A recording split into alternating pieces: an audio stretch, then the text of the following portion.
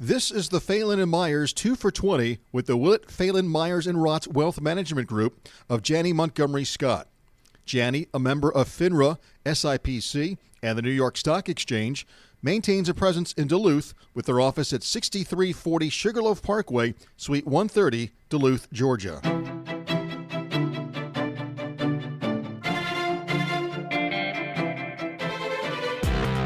Good afternoon and welcome to Phelan and Myers 2 for 20. This is Scott Phelan of the Phelan and Myers Group. I'm here with Greg Trevor today. Now, Greg lives in Athens, Georgia. He might be best known as a youth basketball coach. He actually coached my son in youth basketball, but that's not what we're here to talk about today. We're here to talk about something else. Now, during 9/11, you were the senior information officer for the Port Authority of New York and New Jersey, correct? That is correct. So you were there during 9/11. Which tower were you in? I was in the North Tower, also known as Tower 1. By the way, before we continue, I do want to say I did coach your son, and Riley was an absolute pleasure to coach. Well, he was a great team leader, great player, and I'm so glad to hear in our off conversation that he's doing so well. But yeah. I could spend 20 minutes talking about coaching youth basketball, but I know that's not what we're here Well, for. his mom's done a good job with him. That's for sure. No, he's a great young man. Well, thank you. So you were in Tower 1, right? So Tower 1. So paint a picture for me of that day. Like, what time did you get into the office in the morning? If I remember that day, it was a clear sky in New York, probably typical September weather. You get in, what time? I mean, what was your routine? What'd you do, and then how did that routine change, obviously? Actually, my routine had changed earlier in the day. Normally, I worked from 10 a.m. to 6 p.m., but I actually got in early that day for a couple of reasons. I had switched a shift with another worker, so I was supposed to work 8 to 4. But the other thing that had happened was in the Port Authority, if you took a Port Authority vehicle out on an assignment and you were returning it after business hours, so after 6 p.m., you were allowed to take it home and bring it back the next day. The night before, on September 10th, we had been meeting with the New York Times editorial board at Kennedy Airport in Queens. And so by the time we finished, it was too late for me to get back. So I just took the vehicle home. But because it was September, very popular month. Autumn in New York is absolutely true. A lot of people like to visit at that time, and the weather's beautiful then. I got up at 5:45 in the morning and just got dressed and got in the car to beat the traffic into the city. And you were absolutely correct. It was about as close to a perfectly beautiful day as you can imagine. I mean, it was clear. The sky was bright. As I was driving, and I was thinking, God, what a beautiful day this is. And in fact, right before the first plane hit, I happened to be on the phone with a colleague at Newark Airport. And as I finished up, I looked out my window on the 68th floor of One World Trade and looked at the Statue of Liberty. And this absolutely happened because it was luminescent in that beautiful, bright sunlight. So I had just looked at the Statue of Liberty, and I got into work at 7:15. Okay, that day. And I usually very early for me. But so I'd gotten a lot of work done, hour and a half, had gone down to the cafeteria, had a bagel, answered all my emails from the day before because I was in Queens and was returning phone calls, and I was all caught up. And then the next thing I know, I feel this explosion. And first I thought it was a bomb had gone off. Now, for context, in 1993, I was not at the Port Authority at that time. I was still living in North Carolina, but there was a truck bomb that exploded in the sub-basement. So that was my thought, was that somebody had snuck a bomb above our floor. But it was the first plane. It hit about 20 to 25 floors above where I was. So you were in Tower 1. Correct. And the first plane hit Tower 1? Tower 1. Okay. So, and what time did the plane hit? It was, 8:46 a.m. 8:46. Okay.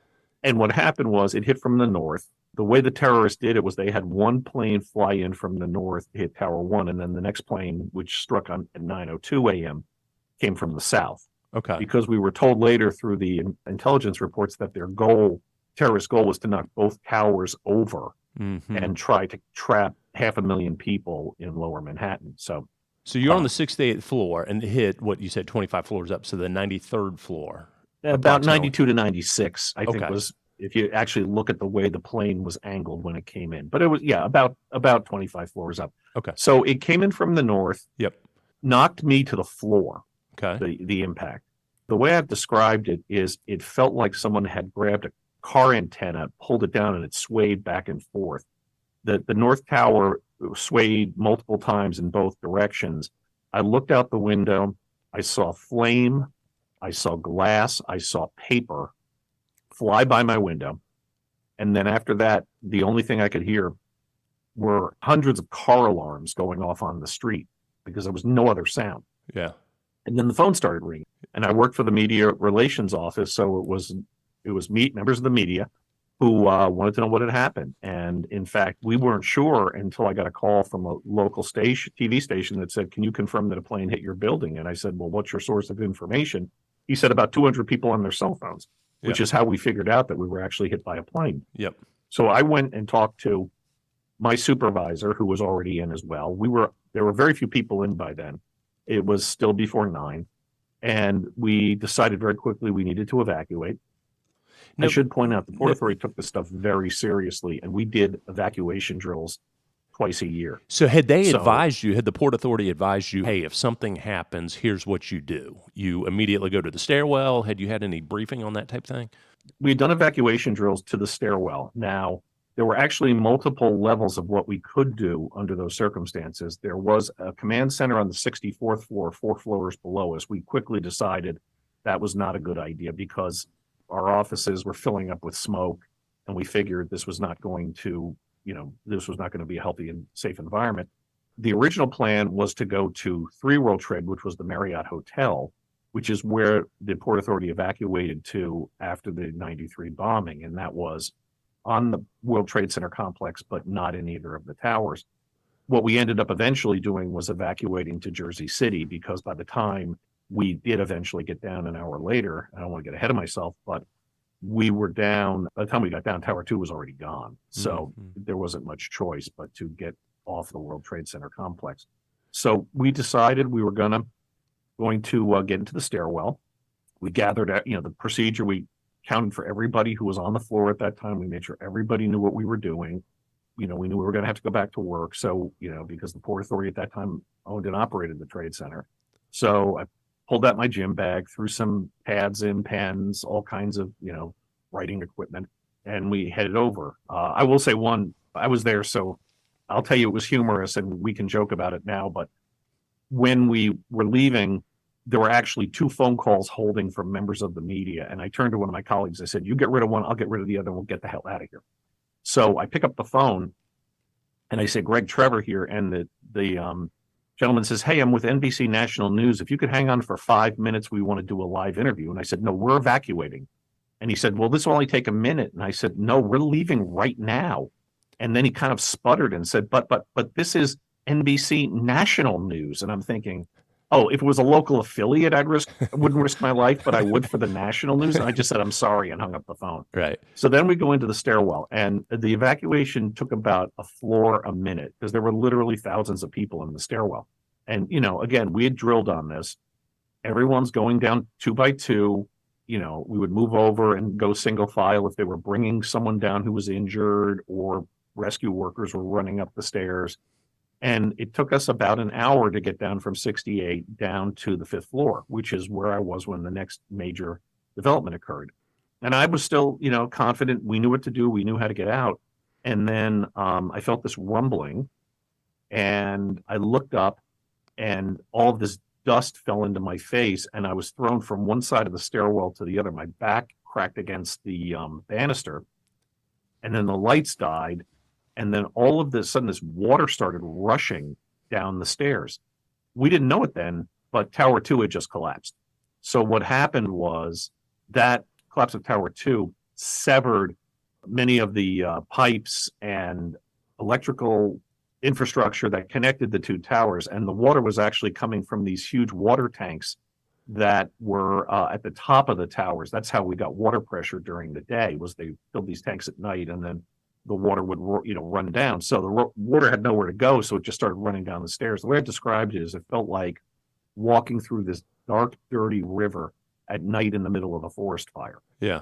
And now we can't see. There's no light. So we were told, put your hand on the right shoulder of the person in front of you. And then we kept going. And then we were told, we heard someone yell, "Oh, blank." Yeah.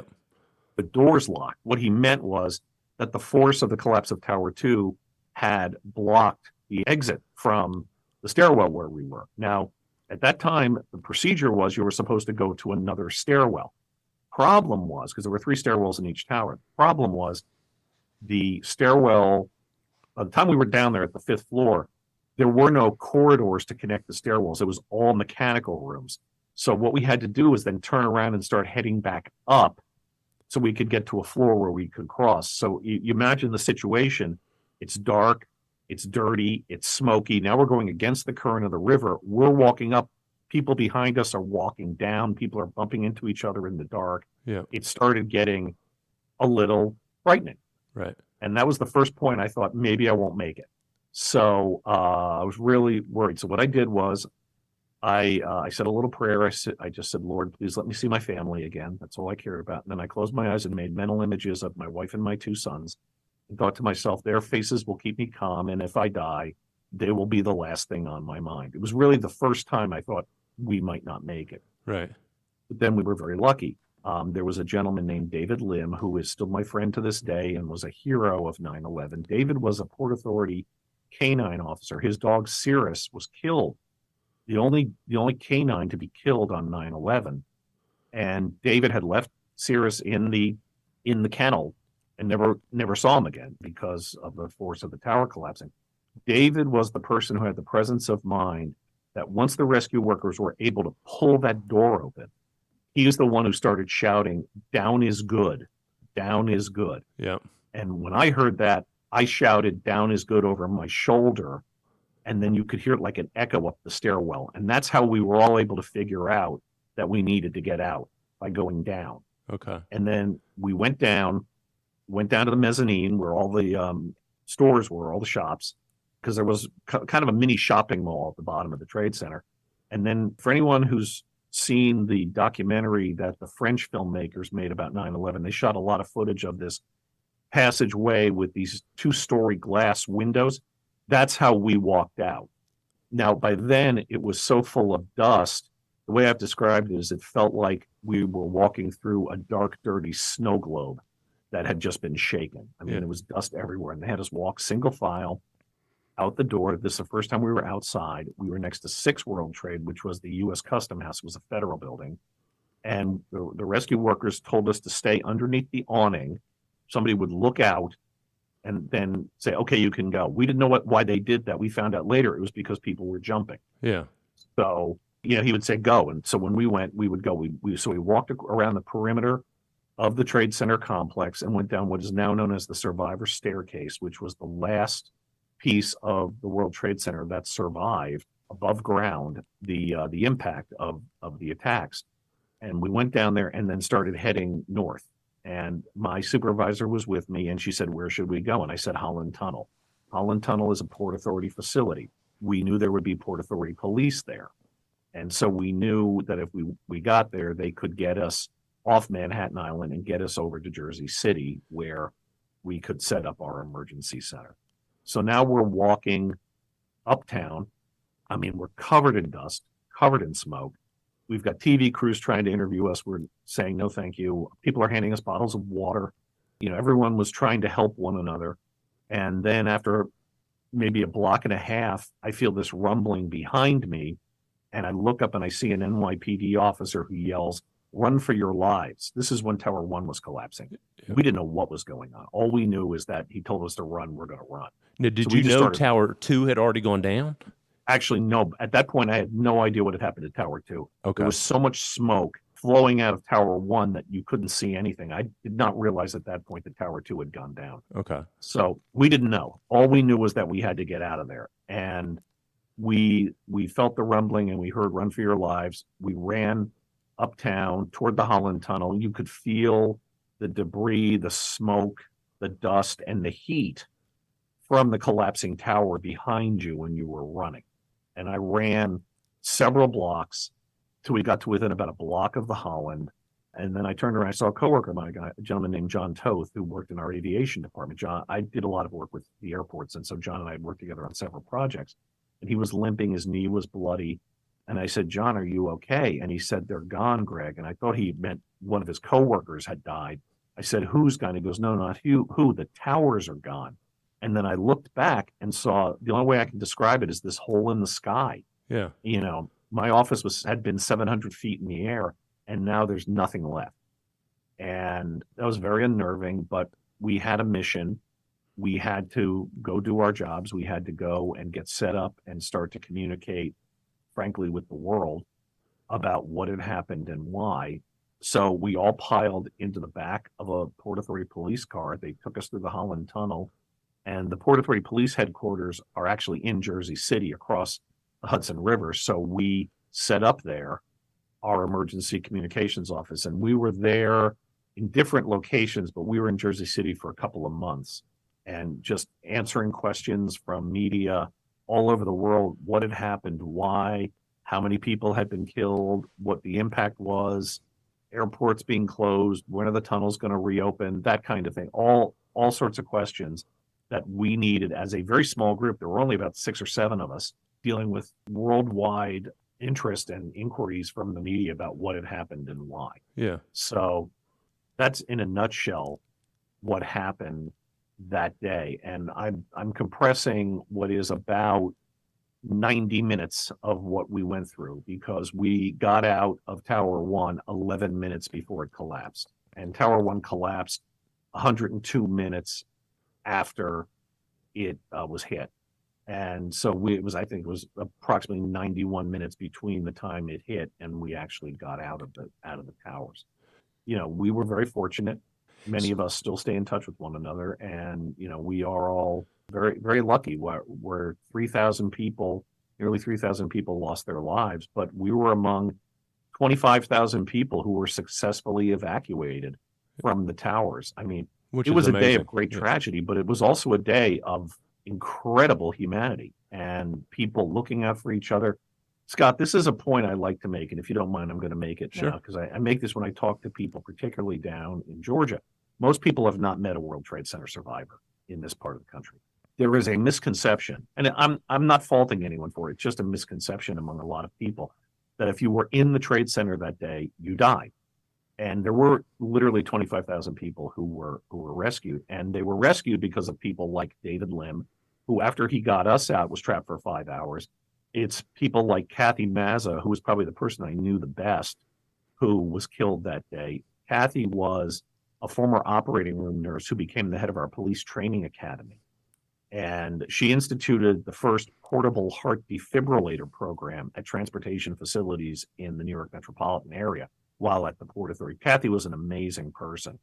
And these people help people like me get out. Yeah. And I always say that if you think everybody who was there died, then what that means is those rescue workers died in vain. Yeah. That's a very painful thing. And that's why I want to make sure people understand that there were people like me are here today because of the heroism of those people. And I pray for them every day.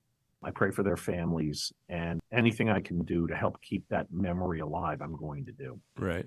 So 9/11 happened. You said for the next couple months you were talking to press, being a spokesman. So when things slow down and you have time to reflect on what happened, I mean, how do you wrap your head around something like that? How does it change you?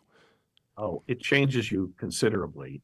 I've been in therapy, very honest and upfront about that. I think people like me who are part of the mental health system should talk about it and be open about it so that it's not in the shadows. Spent a lot of time coping with the enormity of it, the survivor guilt, which still affects me to this day. But the other thing I will say that it has helped me to do is to really have an appreciation of the time I have remaining on this planet. In soccer, the term is you have extra time. Yeah. And to me, the last almost 22 years now has been extra time on this planet. And to me, I feel an obligation to make the most of that time, to help other people, to serve the community. As you know, we talked at the very beginning about coaching. My children are grown. I don't have any kids in the system here, but I love to coach.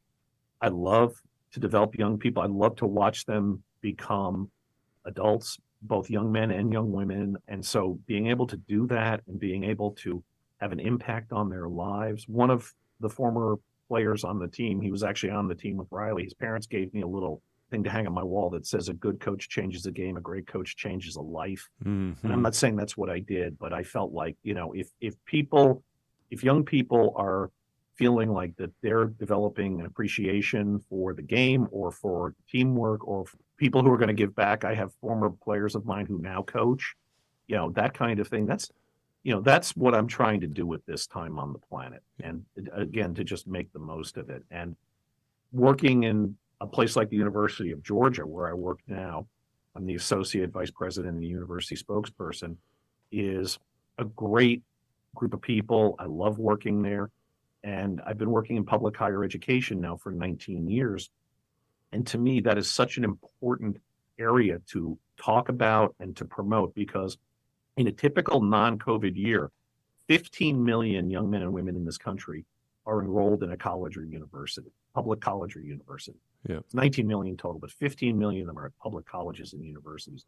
And when you think about what a powerful engine that is of economic opportunity and social mobility, and all the young people who are having the ability to chart their own destiny because of that, to me, that's such an important thing to promote and to help people understand why it's so vital in a nation like ours.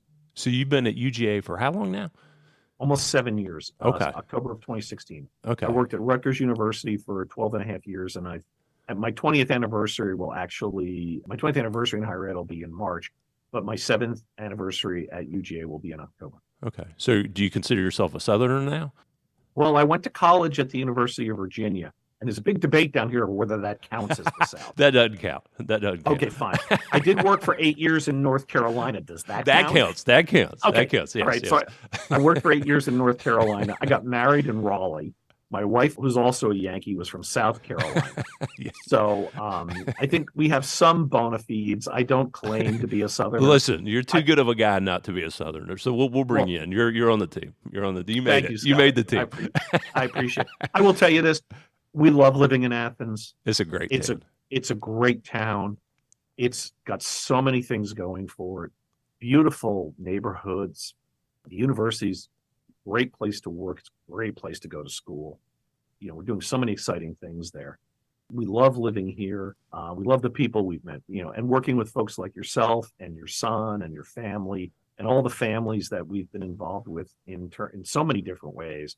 It's just been a great place to live. We feel very, very blessed. Yeah. And that's the one thing I'll say at the end here, since I know we're running out of time, is I have kind of a saying that I like to use now to help explain to people kind of how I feel about life. And it is, every day is a gift. Every breath is a blessing. Mm-hmm. And I try to feel grateful for everything that we have, that we can enjoy, even the challenges that we face, because they make us stronger. And on my board at work, I have every day is a gift. What will you do with your gift today? And to me, that's how I want to spend the rest of my days. Yeah. Well, I couldn't say any better. That's the way to end it right there. Thank you so much. We're glad you're in the community, very much so. Oh, I'm glad too. And everybody you see in Oconee County, just tell them Coach Greg says hi. And I'll try to get to as many of them as I can as soon as possible. Thank you, my friend. I appreciate it very much. Thank you, my friend. Great talking to you. You too.